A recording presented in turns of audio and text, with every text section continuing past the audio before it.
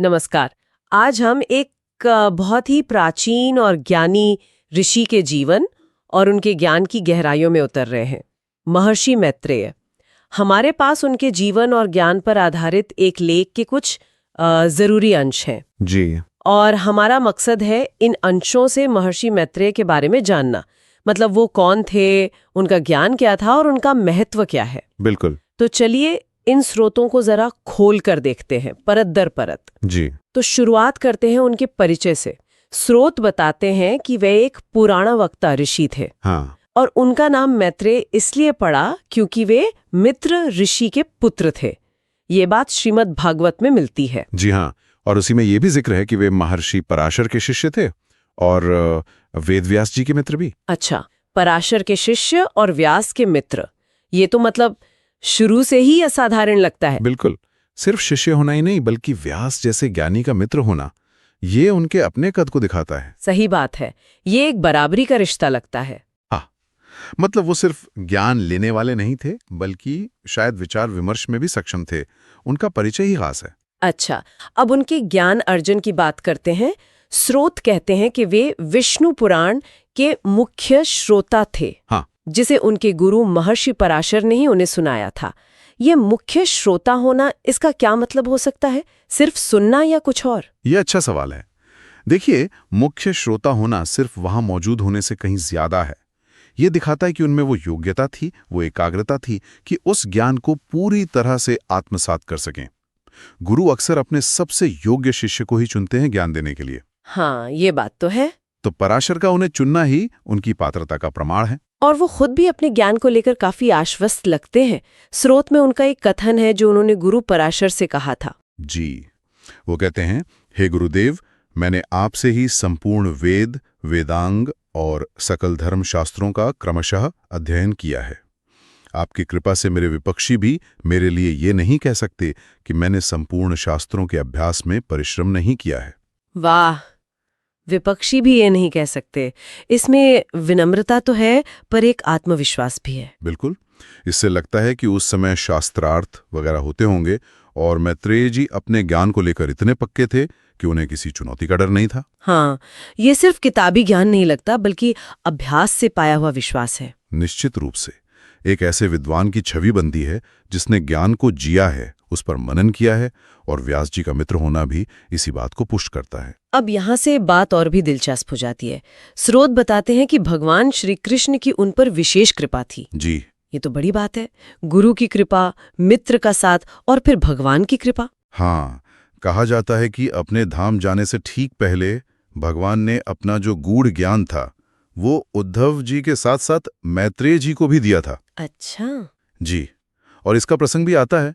घटना है प्रभास क्षेत्र के पास सरस्वती नदी के किनारे की। भगवान श्री कृष्ण एक पीपल के पेड़ के नीचे बैठे थे, अपनी लीला समेटने की तैयारी में। तभी उद्धव जी उन्हें खोजते हुए पहुंचे। हाँ, उद्धव जी तो उनके प्रिय सखा थे। और तभी बिल्कुल उसी समय, जैसे पहले से तय हो, महामुनि मैत्रेय भी वहां आ गए। अरे, ये तो संयोग था या भगवान की ही इच्छा? आध्यात्मिक कथाओं में ऐसे मिलन अक्सर दैवी योजना ही माने जाते हैं। इसे महज संयोग कहना शायद ठीक ना हो। और महत्वपूर्ण बात यह है, जैसा स्रोत बताते हैं, कि भगवान ने न सिर्फ उन्हें ज्ञान दिया बल्कि एक काम भी सौंपा। काम? कैसा काम? उन्हें आज्ञा दी कि वो इस ज्ञान को हस्तिनापुर में विदुर जी को भी दें। अच्छा, तो ज्ञान आगे बढ़ाने की जिम्मेदारी दी। कृष्ण से उद्धव और मैत्रेय और फिर मैत्रेय से विदुर तक। बिल्कुल। एक तरह से ज्ञान की पवित्र श्रृंखला बनाई गई ताकि वो सुरक्षित रहें और सही लोगों तक पहुंचे। जी हाँ। भगवान जानते थे कि मैत्रेय इस ज्ञान को संभाल भी सकते हैं और आगे पहुंचाने का दायित्व भी निभा सकते हैं। और उन्होंने निभाया भी। तो स्रोत आगे बताते हैं जी। कि जब उद्धव जी से ये सब सुनकर विदुर जी, जो बहुत व्याकुल और जिज्ञासु थे, मैत्रेय जी के पास पहुंचे। हाँ। तो मैत्रेय जी बहुत प्रसन्न हुए, शायद ज्ञान देने के अवसर से या गुरु आज्ञा पालन से। बिल्कुल। और उन्होंने फिर वो पूरा ज्ञान जो भगवान से मिला था विस्तार से विदुर जी को सुनाया। और यही वो प्रसिद्ध मैत्रेय विदुर संवाद है। जी हाँ, यही, जिसका पूरा वर्णन हमें श्रीमद् भागवत महापुराण के 3 स्कंध में मिलता है। स्कंद मतलब हिस्सा या खंड। जी। ये संवाद भागवत के 4थे अध्याय से शुरू होकर कई अध्यायों तक चलता है। इसमें क्या बातें होती हैं मुख्यतः? अरे बहुत गहन विषय हैं। सृष्टि की रचना के रहस्य, कपिल भगवान का सांख्य दर्शन, भक्ति के अलग अलग रूप, वैराग्य, बहुत कुछ है इसमें। ये सिर्फ सवाल जवाब नहीं है।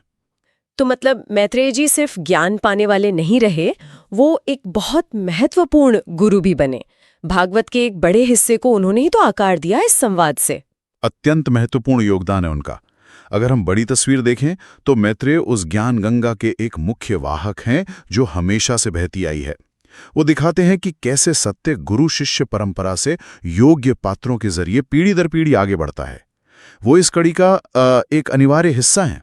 श्रोत मैत्रेय जी के कुछ और गुणों के बारे में भी बताते हैं। उन्हें ज्ञान के भंडार कहा गया है। हाँ, जो उनके विशाल ज्ञान को दिखाता है। और भगवान की लीलाओं के परम रसिक भी। ये रसिक शब्द यहाँ क्या बताता है? रसिक होने का मतलब है कि वो सिर्फ सूखे ज्ञानी या तपस्वी नहीं थे। उनके दिल में भगवान की लीलाओं के लिए गहरा प्रेम था, आनंद था। वो ज्ञान को भक्ति और प्रेम के रस के साथ देखते थे। ये गुण उन्हें और भी खास बनाता है, ज्ञान और भक्ति का संतुलन। हाँ, ये बात तो है। और उन्हें भगवान के परम कृपा पात्र भी कहा गया है, जो कृष्ण वाली घटना से साफ है ही। और स्रोत ये भी कहते हैं कि पुराण पढ़ने वाले सभी लोग उन्हें अच्छी तरह जानते हैं। मतलब पुराण साहित्य में वो एक जाने माने चरित्र हैं। बिल्कुल, उनकी कथा और उपदेश बार बार आते हैं। और अब एक और बहुत ही रोचक, बल्कि कहूं तो रहस्यमयी बात पर आते हैं। अच्छा। इसका जिक्र श्रोत में उनके गुरु पराशर के हवाले से है। विष्णु पुराण सुना चुकने के बाद पराशर मुनि ने मैत्रेय से कहा, वत्स, तुम भी इस पुराण को कलयुग के अंत में शिनीक नामक व्यक्ति को सुनाओगे। क्या? कलयुग के अंत में? इसका मतलब वो तब तक रहेंगे? हाँ। ये तो चिरंजीवी होने का संकेत है। सही पकड़ा आपने। ये कथन साफ तौर पर मैत्रेय जी के चिरंजीवी होने की ओर इशारा करता है।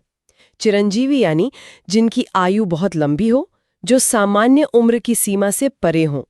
स्रोत आगे कहता भी है कि इस तरह वो अब भी किसी न किसी रूप में पृथ्वी पर हो सकते हैं। किसी न किसी रूप में। ये बात सोचने वाली है ना?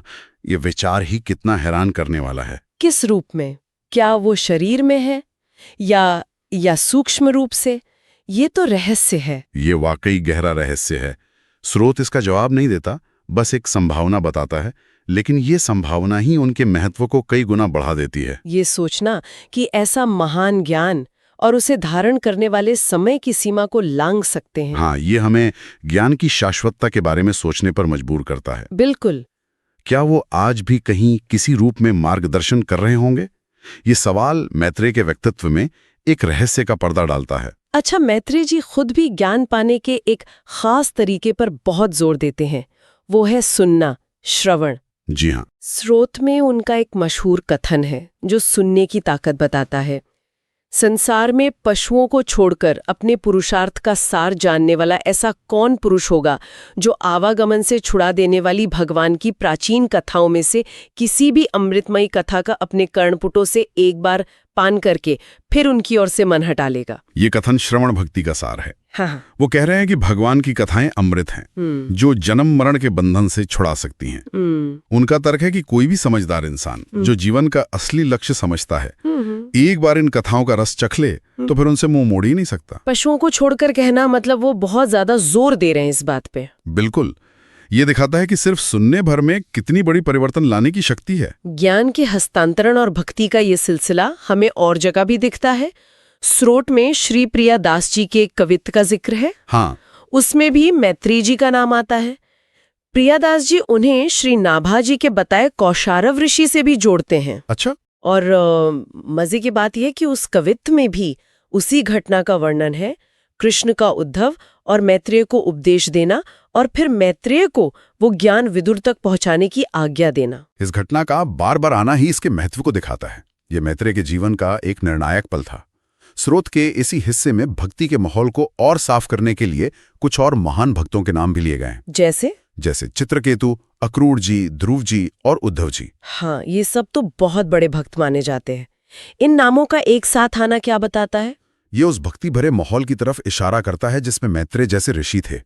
चित्रकेतु, जिन्हें श्राप मिला पर भक्ति नहीं छोड़ी। अक्रूर जी, जिन्हें कृष्ण दर्शन का अद्भुत अनुभव हुआ। बालक ध्रुव, जिन्होंने तप से भगवान को पाया। और उद्धव तो खैर थे ही, इन सब के साथ मैत्रेय का नाम आना दिखाता है कि वो उस भक्ति चेतना का हिस्सा थे जहां ज्ञान और भक्ति साथ साथ चलते थे। तो हमने जो स्रोत देखे उनसे महर्षि मैत्रेय की एक काफी विस्तृत और कई पहलुओं वाली तस्वीर उभरती है।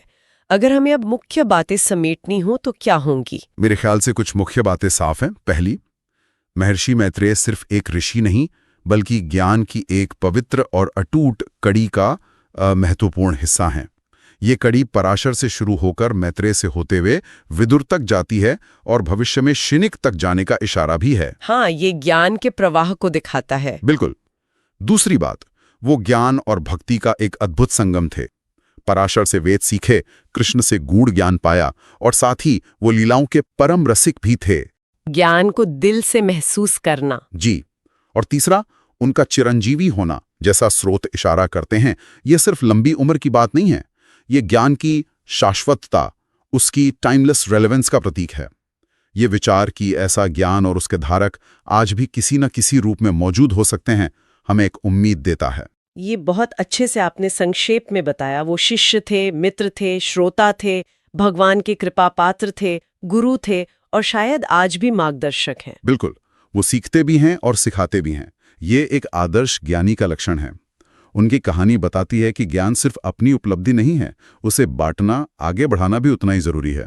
तो आज हमने उपलब्ध स्रोतों के आधार पर महर्षि मैत्रेय के जीवन, उनके ज्ञान की गहराई, उनकी भूमिका और उनके रहस्यमय कालातीत अस्तित्व पर काफी बात की। हाँ, और जाते जाते एक विचार श्रोताओं के लिए छोड़ा जा सकता है जो इन्हीं स्रोतों से निकलता है। जरूर। महर्षि मैत्रेय जैसे चिरंजीवी ऋषियों के होने का विचार हमें क्या सिखाता है?